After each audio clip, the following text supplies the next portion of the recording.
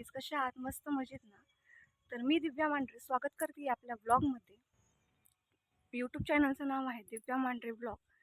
अजूनही कोणी चॅनलला सबस्क्राईब केलं नसेल तर नक्की जाऊन सबस्क्राईब करा, लाईक करा, शेअर करा आणि बेल आयकॉनला टच करायला नक्कीच विसरू नका. आज आहे मकर संक्रांती आणि त्यानिमित्त तुम्हाला आज सुंदर असा ब्लॉग बघायला भेटणार आहे. तर स्टे ट्यून.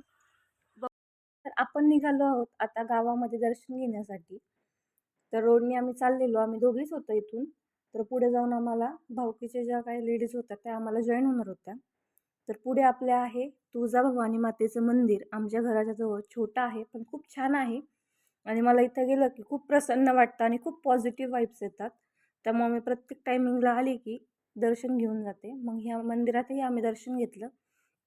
तिथे आम्हाला आजूबाजूचे सगळे भेटले, त्यांना पण आमच्यासोबत गावात यायचं होतं. मग आम्ही सगळेजण गेलो. इथं मस्त पाया पडलो आणि जाताना काय माझ्या लक्षात राहिलं नाही व्लॉग शूट करायचं. तर डायरेक्टली आम्ही गावात गेल्याच्यानंतर मी व्लॉग स्टार्ट केला.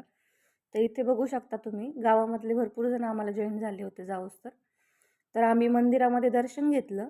मंदिरामध्ये लाईट नसल्यामुळं काय मी काय शूट केलं नाही आणि माझ्याकडे कुणी नव्हतं पण शूट करायला जास्त. त्यामुळं ते राहून गेलं. मग त्याच्यानंतर आम्ही मंदिरातून पाया पडून बाहेर आलो. सगळेजण हळदी कुंकू लावत होते. लग्नानंतरची माझी गावाकडची फर्स्ट संक्रांत होती. त्यामुळे मला काही जास्त कोणी माहीत पण नव्हतं आणि ते काय म्हणतात ना, हे मला लक्षात राहत नव्हतं. ज्यावेळेस ओवाळतो आपण त्या टायमिंगला मला प्रत्येकजण सांगत होतं की असं म्हणायचं असतं. पण ते शेवटपर्यंत काही माझ्या डोक्यात बसलंच नाही ते. मग इथं आम्ही प्रत्येकजणाच्या ओट्या वगैरे भरल्या.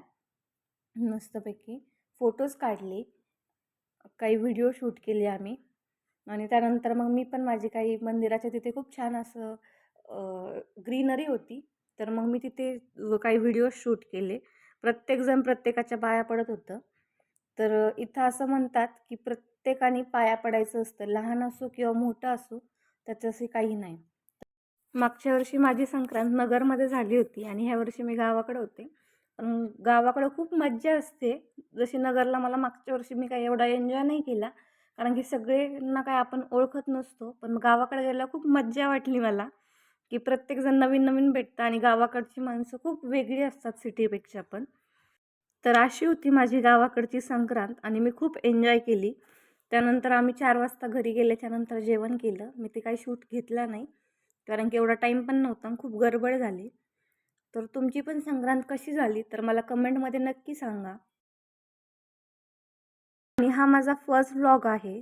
तर माझ्या फर्स्ट व्लॉगला खूप सारं प्रेम द्या. लाईक करा, शेअर करा, कमेंट करा आणि बेल आयकॉनला टच करायला विसरू नका. तर नवीन नवीन व्लॉग तुम्हाला लवकरच बघायला भेटतील आपले. थोडासा ह्या व्लॉगला थोडा लेट झाला आहे, बट इथून पुढे आपण टाईम टू टाईम अपडेट राहूयात. चला, तर हा व्लॉग मी इथेच एंड करते. Bye bye.